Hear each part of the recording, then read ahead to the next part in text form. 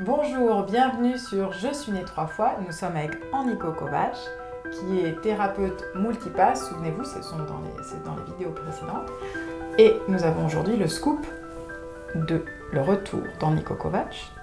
Oui, ce sont de nouveau que des faits scientifiques, parce que j'aime bien me référer quand même à retrouver des données sous forme de chiffres aussi, de ce qui se passe dans le corps et pourquoi ça se passe ainsi. Et ce que je transmets aussi pendant les stages, c'est le scoop numéro 2, comme tu appelles.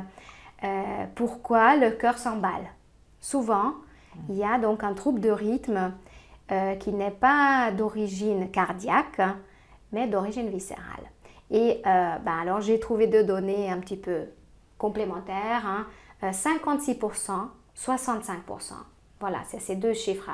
56% ou 65% de l'origine de troubles de rythme cardiaque et se place d'origine de l'estomac, souvent de l'estomac ou de sphère digestive. Alors là, comment t'expliques ça alors? Alors c'est vraiment de nouveau, je fais appel à l'anatomie et à la physiologie du corps. Regarde au niveau du placement. Là, nous avons donc le cœur dans son espace et tout de suite en dessous, le cœur-poumon, l'espace cœur-poumon se trouve cette double coupole dont nous avons parlé précédemment. Et en dessous de cette coupole vient tout de suite épouser la courbure supérieure de notre estomac qui est en général normalement réservée pour l'air.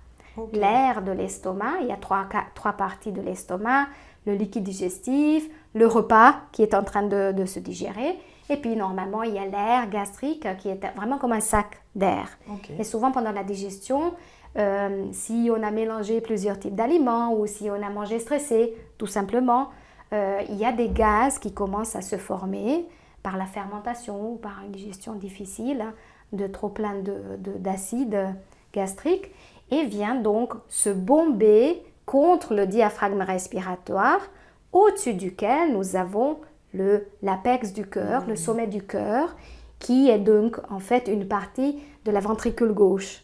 Et c'est vraiment la cavité la plus grande du cœur et qui reçoit cet impact de gêne d'en bas, qui en fait, oh, t'es pas à ta place, et vient donc un peu titiller le bout du cœur qui reçoit l'information de plus et donc souvent fait une extrasystole ventriculaire qui fait donc un battement de plus dans le joli sinus du cœur. Ça veut dire que je pense vraiment à beaucoup de patients qui me disent, surtout quand ils ont le temps d'être allongés, de s'écouter, ou parfois du coup ils sont plus attentifs au cœur, alors que parfois dans la vie dite courante, nous sommes peut-être moins attentifs, et là, d'avoir une certaine maladie, parfois ils sont plus à l'écoute, et presque parfois trop à l'écoute de certaines difficultés, et du coup ils me disent oui, le cœur, finalement tout ne pourrait ne pas venir du cœur.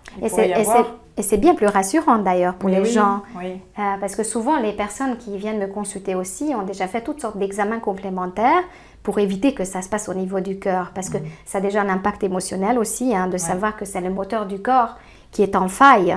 Et quand on apporte cette information, et c'est pas seulement qu'on apporte cette information, c'est que la personne va découvrir, une fois que son ventre et son diaphragme est dénoué, après le soin, que waouh, j'ai plus de troubles du rythme. C'est beau. Oui, c'est très très bien. Donc, nous vous souhaitons de retrouver le bon rythme, le bon sens en respirant et peut-être mobiliser à nouveau ce diaphragme. Absolument. Je vous souhaite une très belle mobilité diaphragmatique, très belle mobilité à vous, à l'intérieur, toujours plus loin. À bientôt sur Je suis née 3 fois.